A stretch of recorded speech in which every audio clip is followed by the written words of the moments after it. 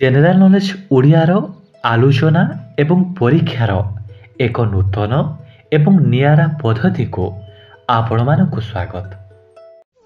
ଯେହେତୁ ଭିଡ଼ିଓର ଶେଷରେ questions test ରହିଛି, ତେଣୁ ଧ୍ୟାନର ସହିତ ଭିଡ଼ିଓ ଦେଖିବେ ବୋଲି ଆମର ଆଶା।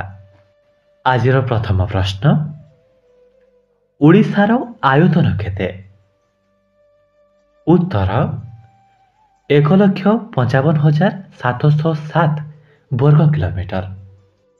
ଜାଣି ରଖନ୍ତୁ, ଓଡ଼ିଶାର ସୀମାରେଖା 1950 ମସିହାରେ ନିର୍ଦ୍ଧାରିତ କରାଯାଇଥିଲା।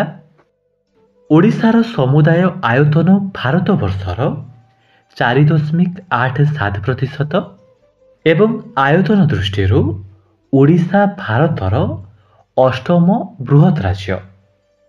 ପରବର୍ତ୍ତୀ ପ୍ରଶ୍ନ, ବିଶ୍ୱର ଉଚ୍ଚତମ ଗିରିଶୃଙ୍ଗ ଏଭରେଷ୍ଟ ଏବଂ ତାହାର ଉଚ୍ଚତା 8,848 ମିଟର, ତାହା ଆମେ ଜାଣୁ। ମାତ୍ର ଏହା କେଉଁ ଦେଶରେ ଅବସ୍ଥିତ? ଉତ୍ତର ନେପାଳ। ନେକ୍ସଟ ପ୍ରଶ୍ନ, କେଉଁ ନଦୀକୁ ଓଡ଼ିଶାର ଗଙ୍ଗା କୁହାଯାଏ? ଉତ୍ତର ମହାନଦୀ। ପରବର୍ତ୍ତୀ ପ୍ରଶ୍ନ, ବର୍ତ୍ତମାନ ପାକିସ୍ତାନର ପ୍ରଧାନମନ୍ତ୍ରୀ କିଏ ଅଛନ୍ତି? ଉତ୍ତର ଅନୁର ଉଲ ହକ କକର। ଜାଣି ରଖନ୍ତୁ, କକରଙ୍କ ପୂର୍ବରୁ ଇମ୍ରାନ ଖାନ ପାକିସ୍ତାନର ପ୍ରାଇମ ମିନିଷ୍ଟର ଥିଲେ ଏବଂ ବର୍ତ୍ତମାନ ପାକିସ୍ତାନର ପ୍ରେସିଡେଣ୍ଟ ଅଛନ୍ତି ଅରିଫ ଆଲଭି। ପରବର୍ତ୍ତୀ ପ୍ରଶ୍ନ, ଗାନ୍ଧୀଜୀ ପ୍ରଥମ ଥର କେବେ ଓଡ଼ିଶା ଆଗମନ କରିଥିଲେ? ଉତ୍ତର 1921ରେ। ମନେ ରଖନ୍ତୁ, ଗାନ୍ଧୀ ମୋଟ ଓଡ଼ିଶାକୁ 8 ଥର ଆସିଥିଲେ। ସେହି ମସିହା ଗୁଡ଼ିକ ହେଉଛି 1921, 1925, 1927, 1928, 1934ରେ 2 ଥର, 1938 ଏବଂ 1946ରେ ଆସିଥିଲେ।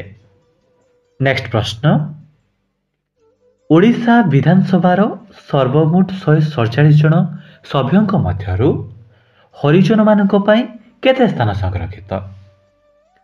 ଉତ୍ତର 22ଟି। ପରବର୍ତ୍ତୀ ପ୍ରଶ୍ନ, ପୃଥିବୀର ଉଚ୍ଚତମ ପ୍ରତିମୂର୍ତ୍ତି କିଏ? ଉତ୍ତର ଷ୍ଟାଚ୍ୟୁ ଅଫ୍ ୟୁନିଟି।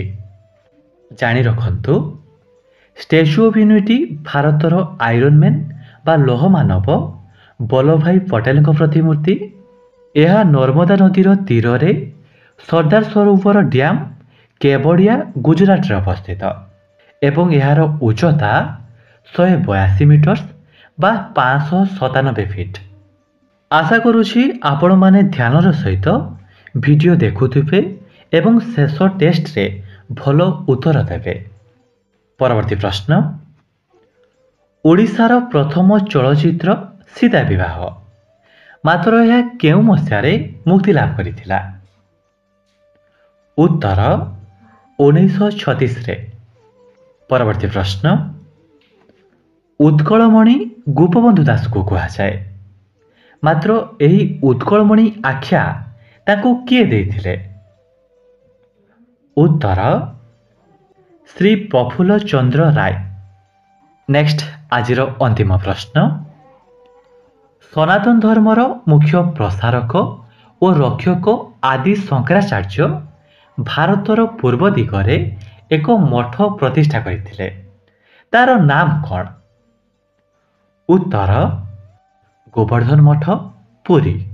ଜାଣି ରଖନ୍ତୁ, ଶଙ୍କରାଚାର୍ଯ୍ୟ ଭାରତର 4 ଦିଗରେ 4ଟି ମଠ ପ୍ରତିଷ୍ଠା କରିଥିଲେ।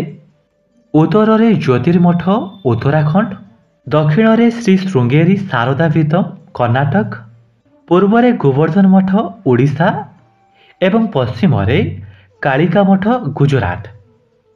ଏବେ ଆପଣଙ୍କୁ ଆଲୋଚନା କରିଥିବା ପ୍ରଶ୍ନ ଉତ୍ତର ଗୁଡ଼ିକରୁ 5ଟି ପ୍ରଶ୍ନ ପଚାରିବି ଏବଂ 5 ସେକେଣ୍ଡର ସମୟ ଦେବି ଏବଂ ଶେଷରେ ତାର ଉତ୍ତର କହିବି।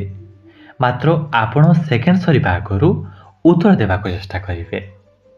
ଆଜିର ପ୍ରଥମ ଟେଷ୍ଟ ପ୍ରଶ୍ନ, आयतन दृष्टि ओडिशा भारतर केतेतम बृहत राज्य?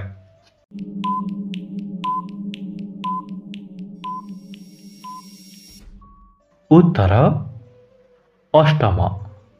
द्वितीय प्रश्न, केउ नदी को ओडिशार गंगा कहुए?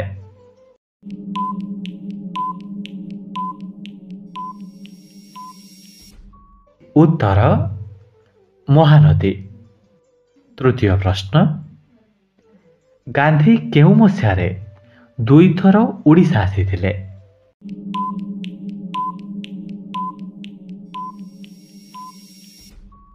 उत्तर 1934 रे।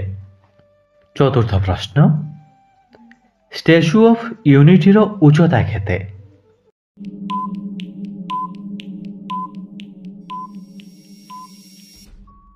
उत्तर 182 मीटर बा 597 फीट। नेक्स्ट आज अंतिम टेस्ट प्रश्न, गोपबंधु दास को उत्कल मणिर आख्या किए देइथिले?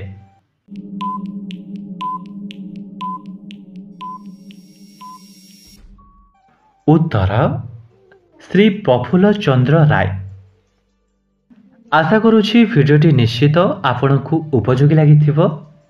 जदि वीडियो भल लगी वीडियो को लाइक करने सहित यह शेष टेस्ट रे आपण केतोटी प्रश्न ठीक कले ता निश्चित कमेंट रे बतैबे। एवं आगो को एमिति वीडियो देखिबा पई आपणक चैनल जनरल नॉलेज ओडिया को सब्सक्राइब करि पारंती।